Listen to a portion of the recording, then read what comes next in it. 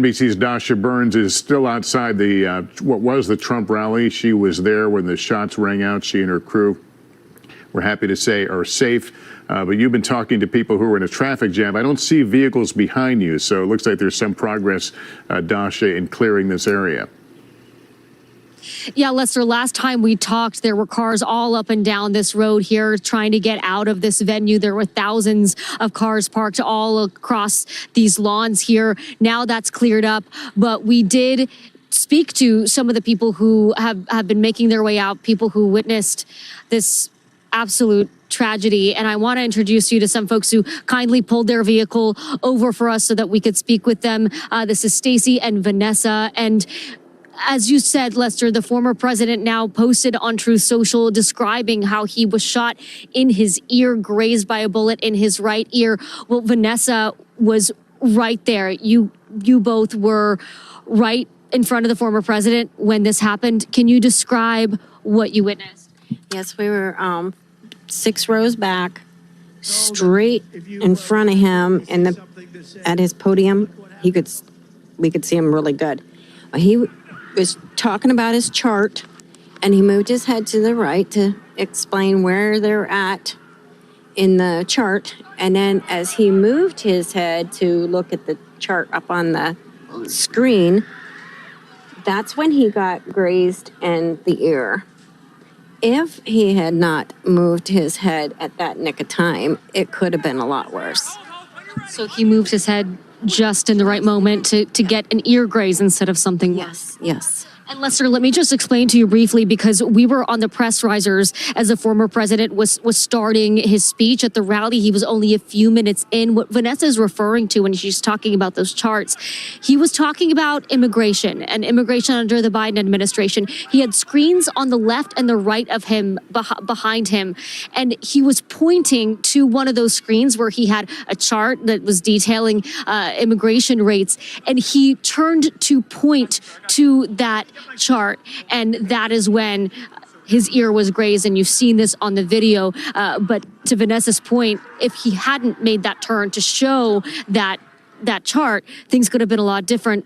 Vanessa, where you were when you first heard those shots ring out, what went through your mind and what happened with you and the people around you? At first, I didn't know if they were firecrackers. There were 6 pops. It just went pop, pop, pop, pop. And then as I was staring straight ahead, I looked across and I didn't see anything. So I looked back at President Trump, and that's when he went down. And then what ran through your mind? That, we are all in a situation that we could be very hurt. And they're telling us to all get down, stay down. And then a lot of things went through my mind. Where's my husband? What about the 3 people that we met today beside us? Who else could be injured? Why did this happen at President Trump's rally? I mean, a lot of things went through my head. Are we going to be out of here safe? What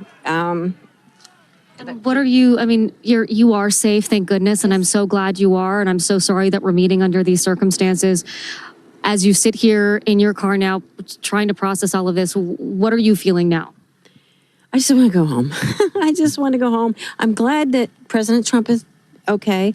I worry about the children that were at the rally and how traumatized they are after witnessing all this. The little girl that was a couple rows ahead of us, she was petrified. And what's going through her mind, is she going to be okay, or is she going to have nightmares, or, I worry about children. I worry about the people that lost their loved ones today. And I most certainly worry about my President Trump. Vanessa, we're okay.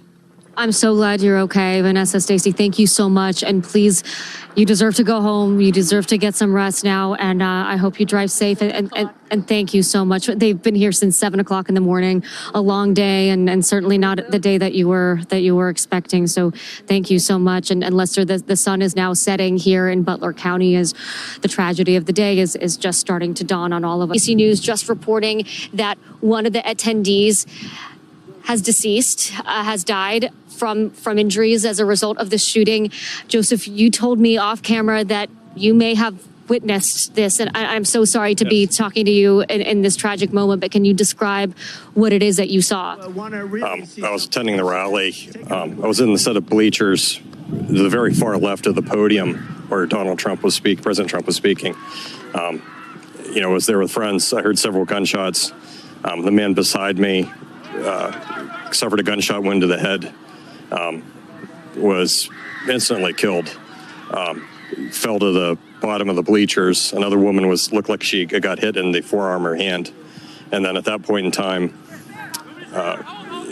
it was rather chaotic at that point because half the people were looking because they thought it was fireworks. I knew it was gunshots right away. My friend, he hit the deck.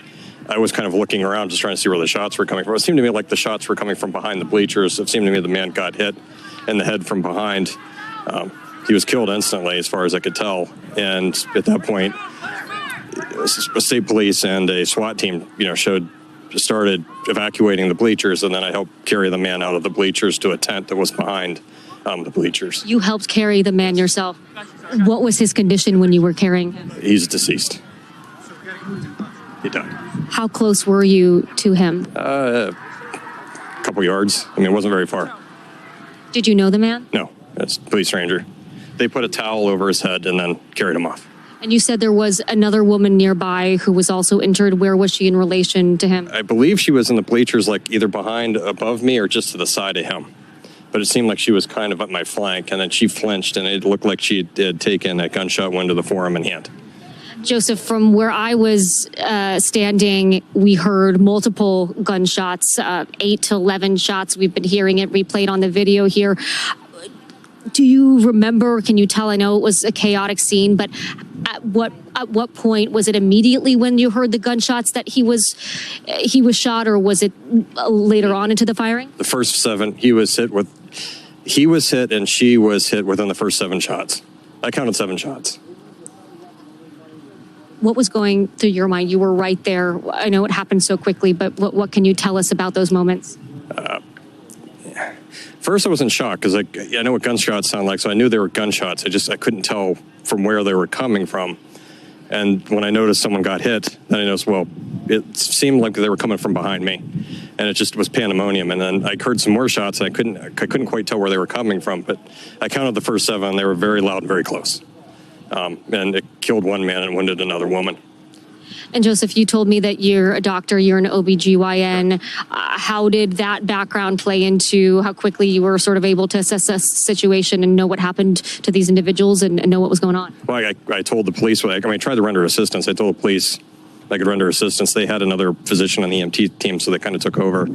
So they didn't really need me, so I kind of helped carry him down initially out of the bleachers. There wasn't, the man that got hit, there was no assistance that needed to be given. And unfortunately, his family witnessed the whole thing. It seemed like he had several family members in the bleacher with him. And they were quite upset. They didn't know, they were in shock. They didn't quite know what was going on. But the man was definitely killed instantaneously. Could you tell sort of how many family members or people who knew him were with him, and what was their reaction? I thought there was 5 people. 2 of them were relatively hysterical. So, but they were, when we took the man out of the bleachers, he went to the tent. There was an aid tent or some type of tent behind the bleachers where they took the body, and they immediately evacuated the family with them. And the 2 out of the 5, it seemed like, in shock, hysterical. Like they were still trying to process what was going on. Joseph, from where I was standing, we heard the shots. We saw the president go down. Yeah, I saw President Trump get hit. What can you tell us? What details you remember? It seemed like his head was off to the side, and it seemed like he got nicked in the ear. Was that before the Secret Service took him down to the ground, covered him? Right before the Secret Service. It was maybe, again, it's hard to tell, time dilates when, it seemed like it was a second or 2.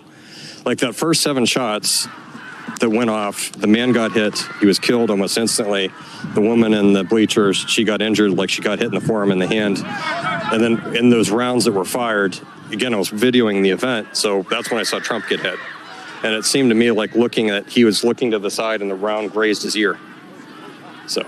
Could you tell the gentleman that was hit in the head what angle he was in relation to the former president, like which direction the bullets were coming from and to. So it looked like he was facing the president at the very far left portion of the bleachers. So he's directly facing it. Again, it seemed to me like the shots were coming from the rear, like behind us. And for me, it seemed like the man was in the way. Like, I guess. In the way of the former president? No, it seemed like the man was in the way of the shots between whoever was shooting the gun and the president. The man was hit. It seemed like he was in the crossfire. Hi there. So I have a witness right now. He had just showed up at the Trump rally just a short time before it started, and he actually tells me that he saw the shooter on the building, and his name is Benjamin Macer. Thank you so much for staying around. Just take me back. What were you doing before the shooting happened, and then what did you see and hear? I was just standing there like everybody else, waiting for Trump, and as Trump started, I noticed two officers that were looking for something or somebody. I was looking around myself and seeing a guy on top of one of the buildings go in between one building to the next, and went and told the officer that he was up there. And when I went back to my spot, I heard that people could still see the person from where they were standing. So I checked that out, and I went back to tell the officer that if he came over there, he could see them. And when I turned my back is when the shots started, and then it took me a second or two to figure out exactly what it was. And then it was just getting out of there and helping some other person out with her child, and we got out, and that was the end of that. And I went and left, and that was all. So the viewers have some perspective. Behind us, okay, is the American Glass Research Company, okay? Can you kind of describe the building behind us, the tan building right there? Can you take a look at it? And then where was the shooter exactly? There's more buildings behind the tan building that we can see. And we were back there, and there's two or three buildings behind that, and he was on both of them. I assume both of them when he went on that small section from one to the other, and that was where I last saw him, was the end of his day. So this man was able to basically climb to the next building, and you told law enforcement, hey, there's a guy over there. Correct. I don't know how he got up there. I don't know any of that, but I definitely saw him up there, and the officer, and that was all I know. Did you get a good look at the shooter?